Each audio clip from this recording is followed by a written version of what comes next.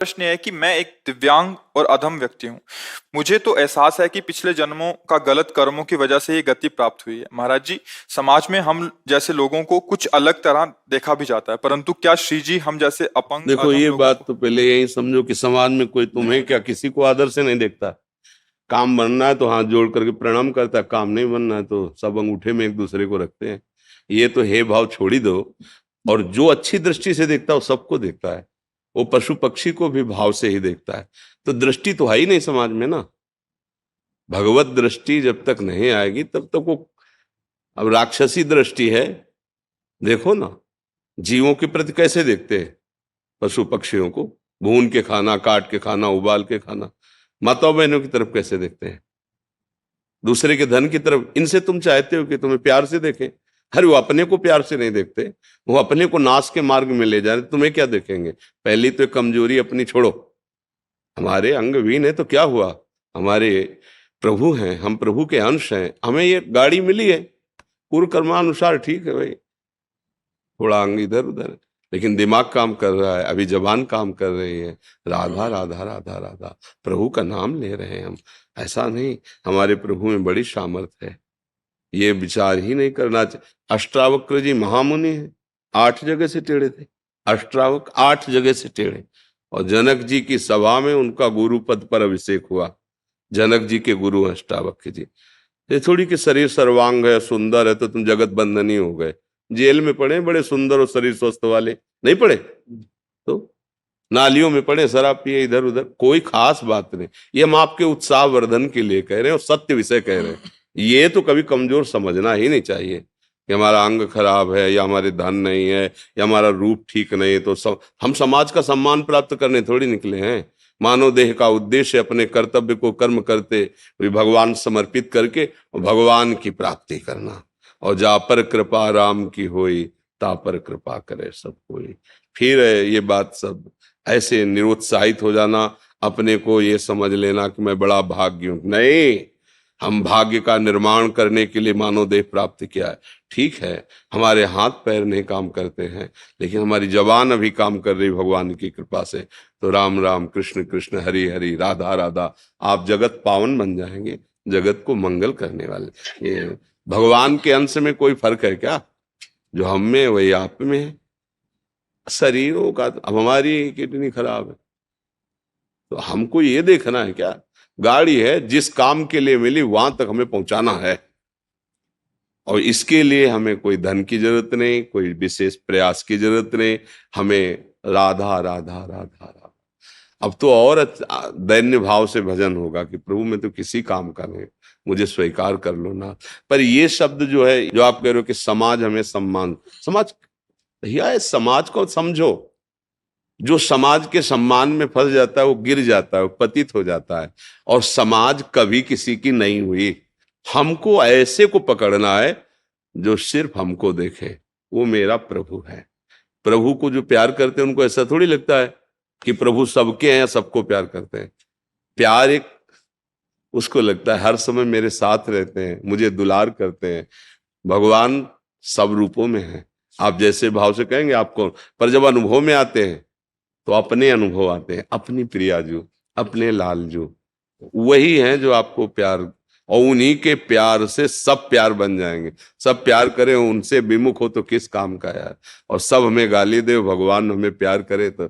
आज हम जो गीत गाते हैं तो उन्हीं महापुरुषों के गाते हैं जिन्होंने भगवान को प्यार किया, भगवान ने जिनको प्यार किया है। संसार ने क्या किया नरसिंह मेहता के साथ, मीरा जी के साथ, बड़े बड़े भक्तों के चरित्रों के साथ। जहां फूल चढ़ाए जाते हैं वहां उड़िया बाबा के माथे पे गड़ा सा चलाए।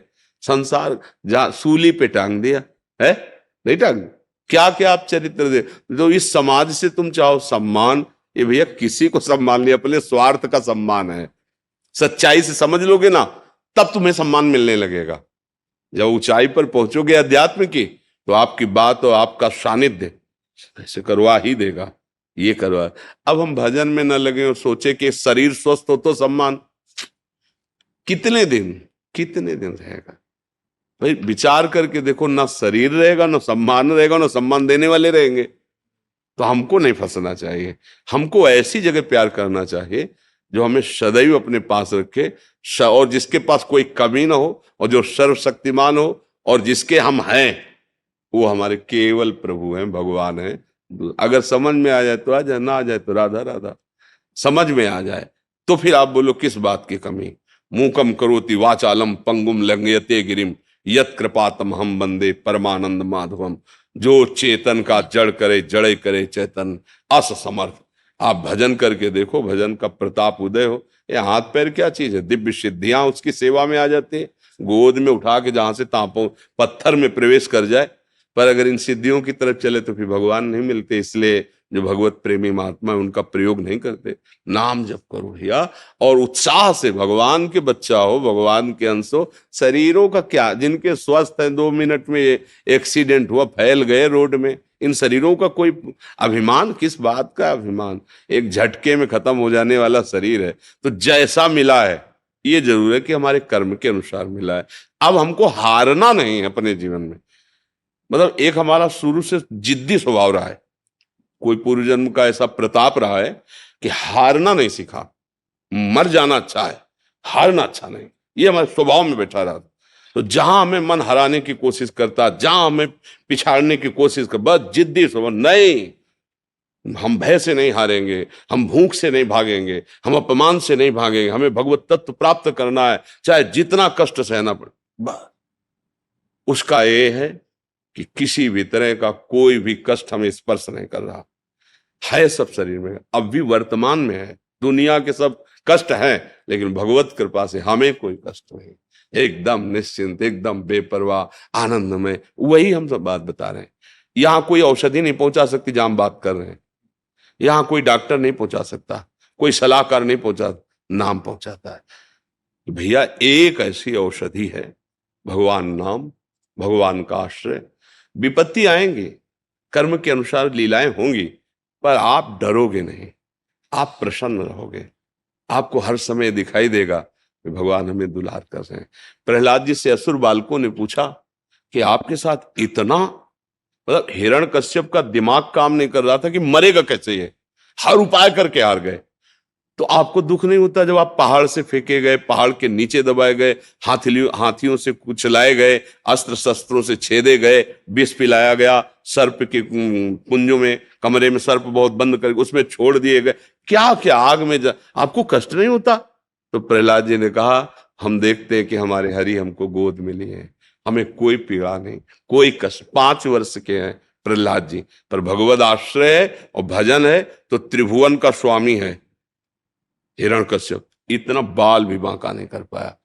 हम उन भगवान के उस भजन में लगे जहां ऐसी भारी विपत्तियों का जाल बिछा देने पर भी प्रहलाद जी कहे मुझे कोई कष्ट नहीं है, मुझे मेरे ऊपर भगवान की बड़ी कृपा है।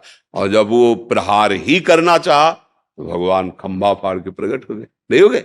और ऐसा भयंकर रूप कि कहीं पढ़ा लिखा नहीं गया था कि भगवान का ऐसा रूप है। बड़े सुंदर भगवान है, लेकिन क्रोध आवेश में नरसिंह अवतार धारण किया, कांप रहे थे बड़े बड़े लोकपाल। वो भगवान हमारे लिए ही तो क्रोध धारण किए थे, भक्त के लिए ही तो धारण किए थे। बस भगवान का आश्रय और नाम जप, यही भक्ति का स्वरूप है। अगर हम भगवान का नाम ले आज से, ये सब कमजोरी मिट जाएगी। आप दिव्य हैं, भगवान के अंश हैं। शरीर को लेकर आप इस बात में निराश हो, जीवन व्यर्थ चला जाए, बिल्कुल नहीं, ऐसा नहीं। बहुत कृपा है आपके ऊपर कि कम से कम शरीर से आपकी आसक्ति नहीं होगी कि यह बेकार जाएगा। और जिनको रूप सुंदर मिला, स्वस्थता मिली, वो इसमें आसक्त होकर पापाचरण करते हैं, दुर्गति प्राप्त करते हैं। तुम बिल्कुल निराश मत हो, बहुत प्यार, तुम्हारा जीवन बहुत अच्छा है। बस राधा राधा राधा राधा, जो बने जैसे बने। और भगवान हर जीव का पोषण करते हैं। पूरी सृष्टि में भगवान सबकी सब व्यवस्था कर रहे हैं। कोई ऐसा नहीं है जो अव्यवस्थित है। अपने दिमाग से हम अव्यवस्थित हैं, जहां हमारी सोच है वहां हम अव्यवस्थित है। भगवान की तरफ से देखो, फ्री ऑक्सीजन, पृथ्वी में फ्री रहो, जल, जो आकाश, जो भगवान की व्यवस्था देखो, सब फ्री एकदम। प्रकाश, ये 2 4 6 घंटे जलाओ लाइट तो उसका बिल आता है। भगवान सूर्य सुबह से प्रकट हुए, शाम तक प्रकाश, घर कोठरी सब अंधेरा नष्ट, रात्रि में चंद्र भगवान शीतलता है सब। तो भगवान की तरफ से तो हमें सब फ्री, कृपा मिली। हमारे विचार जो हैं वो हमको दुख दे रहे हैं। जो हमारी विचारधारा चाहते हैं वो हमें परेशान किए। आवश्यकता तो पूर्ति भगवान कर रहे हैं, तो ये भी ना सोचे कि अब हमारे हाथ पैर खराब है तो हम कैसे जिएंगे। बहुत अच्छे से भगवान व्यवस्था करते हैं सबकी, कोई भूखों नहीं मरता। हाँ, अपने विचार से आप मर सकते हो।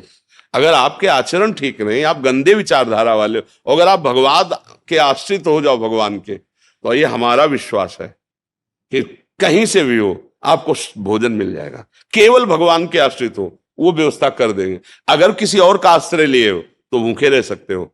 जो हमारे अमुक रिश्तेदार हैं, अमुक मित्र हैं, अमुक वो लाएंगे तो भूखे रह सकते हो। और जो केवल भरोसा है उस तो फिर राम का भरोसा भूखा मरता नहीं।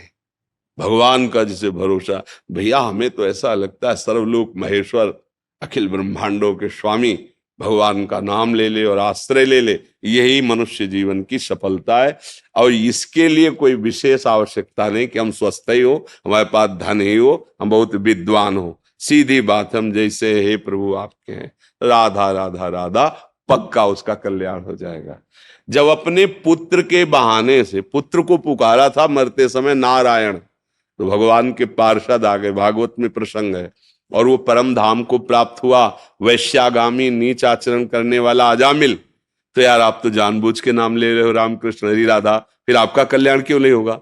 वो तो अपने पुत्र को बुला रहा था मरते समय, तब उसका कल्याण हो गया। तो तुम तो जान के ले रहे हो ना, राम राम कृष्ण कृष्ण हरि हरि राधा राधा, फिर तुम्हें विश्वास क्यों नहीं कि तुम्हारा कल्याण हो जाएगा, तुम्हारा मंगल हो जाएगा? इसलिए आश्रित रहो। ठीक है ना जी।